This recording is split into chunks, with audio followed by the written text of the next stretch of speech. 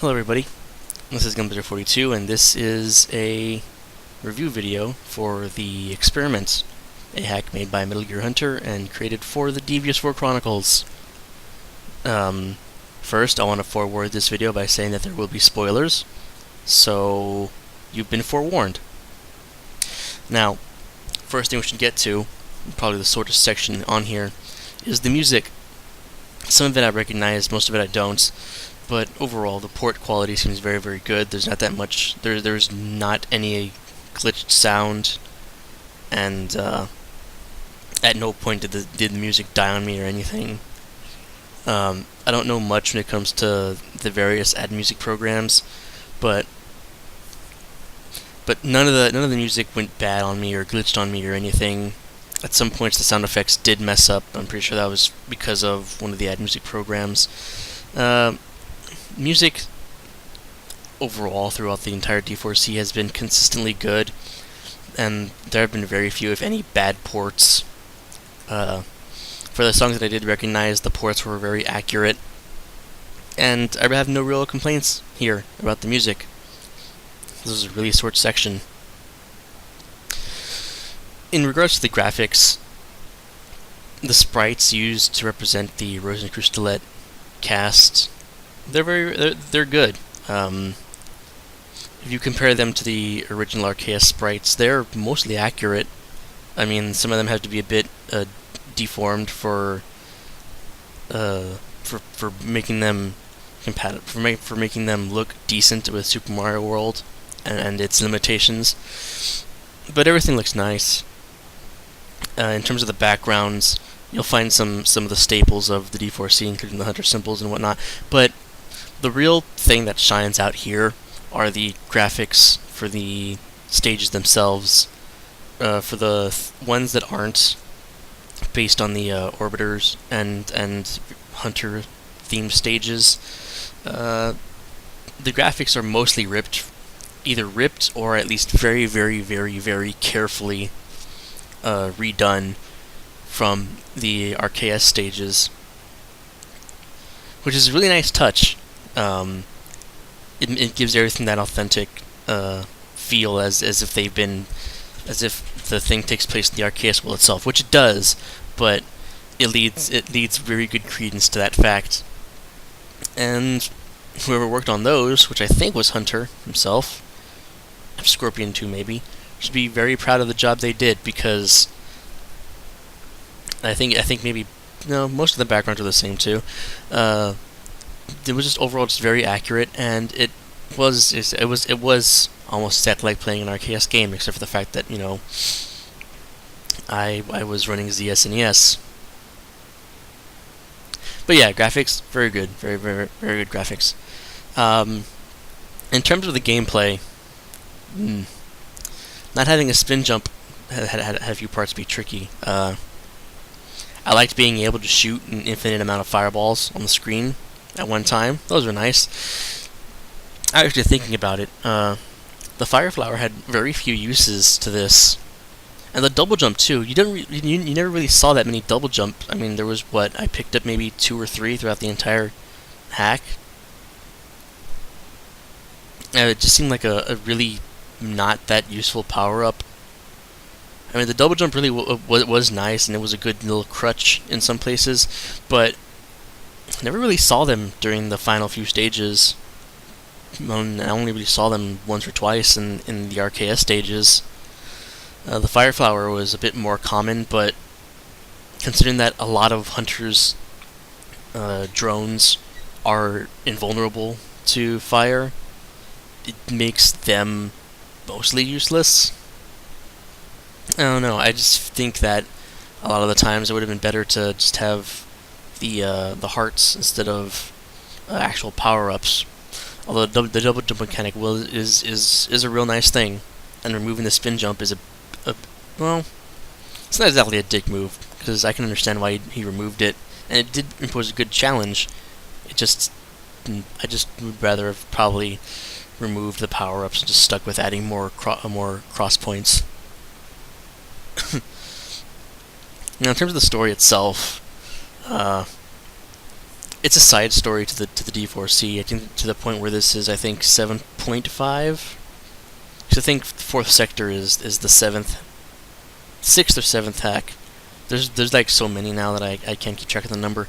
But either way, experiment is the 0.5. So it's a little guidance / side story there that focuses on the OC that is ice. You can only do so much in regards to Super Mario World hacks before the game starts becoming too bloated and starts glitching out on you, which is probably why many of the cutscenes in regards to the RKS members don't actually have anything in them, and also why sometimes when they did have something in there, they would glitch up. Because every quote-unquote scene of the cutscene actually takes place in a different quote-unquote level. It's a bit tricky to understand if you don't have knowledge of lunar magic and ASM like I don't. But I'm just assuming that the more cutscenes you have to cram in a thing, the less space you actually have to work with in terms of actual programming. So this is probably all just bullshit. But I can understand there being technical limitations. In regards to the story itself, it's a good story.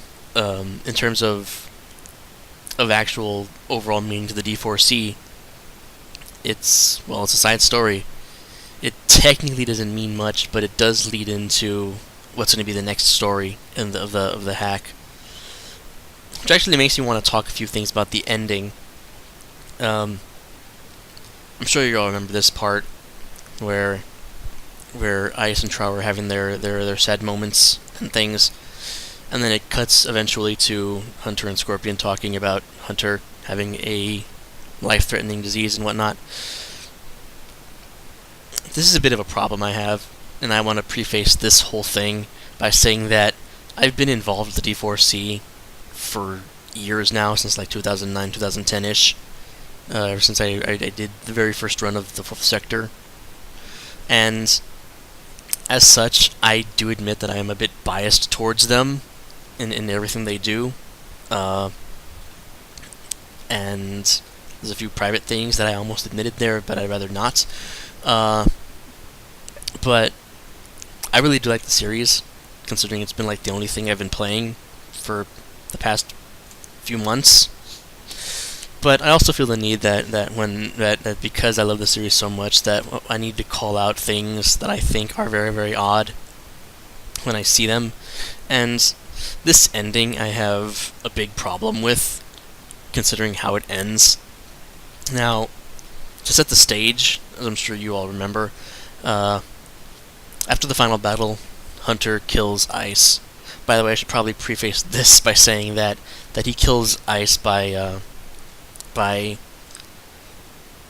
pushing with enough force that his hand pretty much goes through his chest.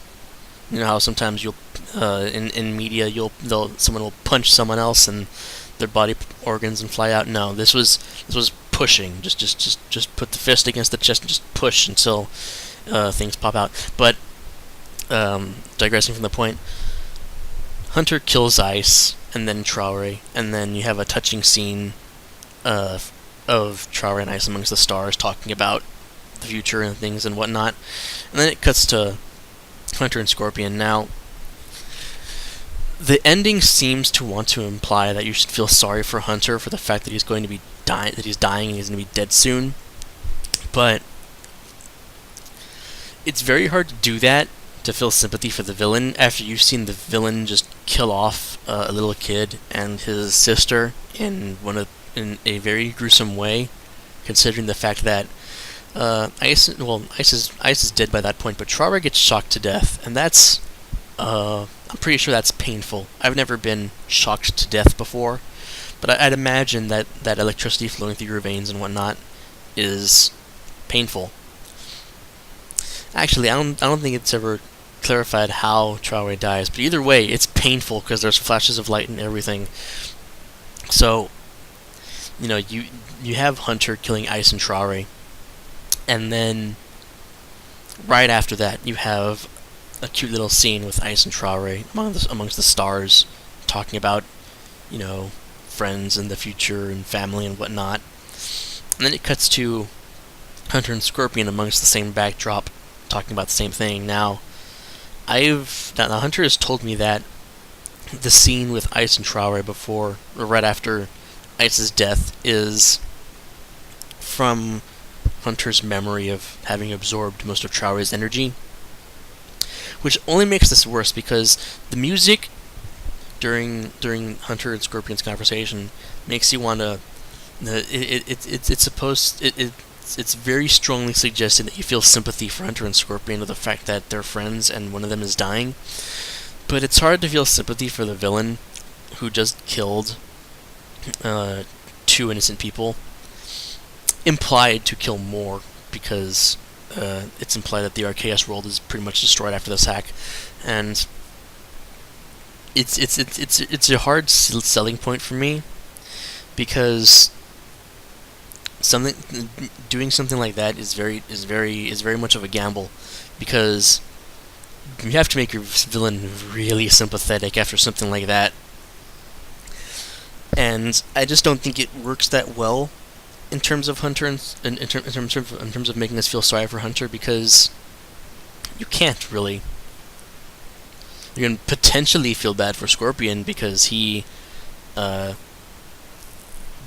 really do much aside from helping capture Trauer and fighting Ice once or twice.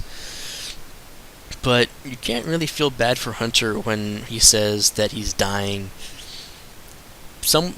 A few people probably were very happy at the fact that he was going to die after what he did. In my opinion, it probably would have been best for that entire scene to have just been dropped after Ice and Trauer's memory, because it's supposed to be a lead-in into the next hack, Revelations, which I think, well, I'm not entirely sure on the story of Revelations, but it's supposed to be a lead-in to that hack, and if I could, I would just cut that scene out and give it to the viewer in a different way when it comes to when the next hack is actually introduced. It just doesn't sit well with me, and it doesn't really make me feel the way the hack wants me to feel, because bias toward and against Hunter aside, I can't feel sorry for the guy saying he's gonna die after what happened, after what he just did. Just looking at his choice in a vacuum, it's not a good thing. And I probably didn't express my displeasure that much in the actual Let's Play itself, but here, essentially, I really don't like the ending. It's done in a pretty bad way, and it could go with a rewrite. Although I don't think it's going to be rewritten, considering all the work that's been put into it. But aside from the ending, the story itself is really good. It in terms of actual plot maneuver, it doesn't go that far. You know, the plot is basically, let's get all our friends together, let's go on an adventure, and let's all fail. But for what it is, which is a side story, and the actual thing itself, it's a good story.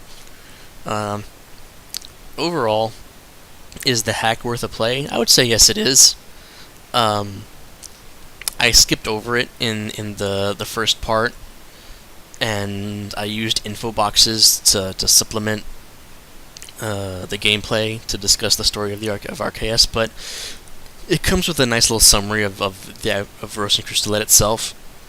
And I strongly encourage you that if you're a Mega Man fan, to go look for Rosencrystallette and Rosencrystallette Freudenstachel, and buy them and play them, because they're actually very good Mega Man clones. Homages, rather. Well, clones, homages, theoretically be the same thing. Not to give Urcas any doubt, but it's a good series, and it deserves at least a bit of a playthrough. It's also very hard. I was debating about Let's Playing it once, and I think I might have actually put up a video or two in the past, but I'm not that great at Mega Man games. Well, I'm decent at Mega Man games, and the later stages are very, very hard. I think I've only ever beaten Mega Man 2, and X1, and I think X2 too, and Legends, but that doesn't really count. But overall, this hack itself is worth a playthrough. Definitely worth a playthrough when it gets released, if it's gotten released. I haven't been keeping in touch with Super Mario World Central, so I don't really know if it's been released here or not. But either way, it deserves a play. It's not my favorite hack of the D4C. That's probably going to go to the fourth sector just how content packed it is. But it's a good hack in and of itself. As a standalone, if you know nothing about the D4C, you're going to know nothing about the RKS, and a lot of the story is going to go over your head. But the gameplay itself is pretty solid. There's a few tricky things here and there, but it's all packed together in a very good package, except for the ending. But you know, it is what it is, and what it is pretty good. I was expecting this to go on longer than I thought it would, but aside from that tirade for about the ending, you know, it's actually it's very good for a little short hack. You'll probably get through it in a few hours, but I think you'll enjoy it.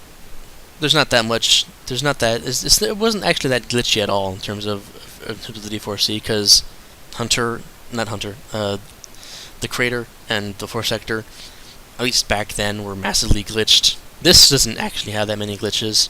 There were some sprite memory issues noticed, where sometimes some things would not appear because there were just too many enemies. Some enemies wouldn't appear, and then you'd go off screen, come back, and some would appear. But there was nothing too vital. None of those were needed for a jump or anything. So it was a very solidly made hack. Props to Hunter, and I think Scorpion, because I think Scorpion worked on it a little bit, but props mainly to Hunter. Good job, Hunter. You did a good hack. And that was my review. It was very unprofessional, and I wish Camtasia had a few more extensive tools so I could probably do a few more pop-ins and things, but I like being simple. Simplicity is good. Bye, everybody.